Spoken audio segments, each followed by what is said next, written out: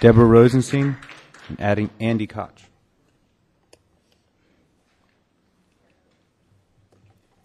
Good evening. My name is Deborah Rosenstein, and I'm not a student. I'm not with a particular organization here. I'm someone who used to live in North Carolina in the mid-'90s, and I was so moved by the history and the tradition of social justice in this town that I moved back after all these years to be here.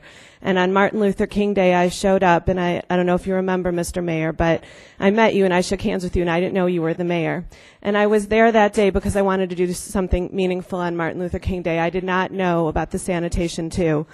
And what I came to find out by walking with some of them, I walked with Clyde from where we had the rally to the church. I heard their story, and what I can tell you is that I have a master's degree in labor studies, and I'm part of a community of labor educators across this country. And the story of what happened to these two men is a classic labor retaliation story.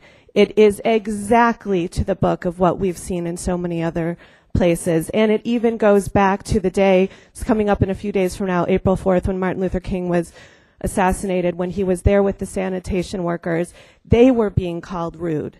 In that moment in history, they were being told that they were the same accusations that Ms. Laws pointed out. We didn't know who the accusers were. They were saying that about those workers then.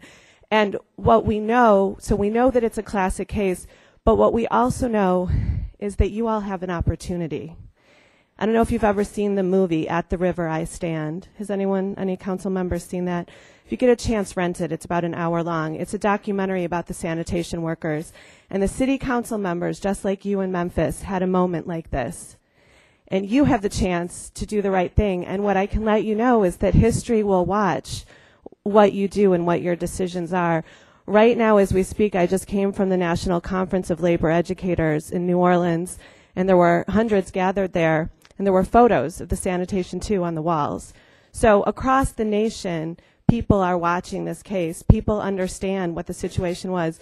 The one other thing I want to add is that let's say, which after having met Carrie and Clyde, I can't imagine for the life of me, but let's say that these two workers were rude or insubordinate.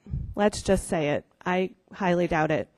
If there was a union here, which people have pointed out, I'll be quick, you all are on record of supporting, there would be a grievance process for discipline in that kind of situation. There would not have been this theater of a fake hearing with witnesses calling in. There would have actually been a process, and there would have been fairness. And that's why you have all said that you support collective bargaining. If you support collective bargaining, then you can't fire workers for trying to get there and get that system which is going to ensure fairness for management and labor into the future here. So I, too, thank you, Mr. Ward, for your courage.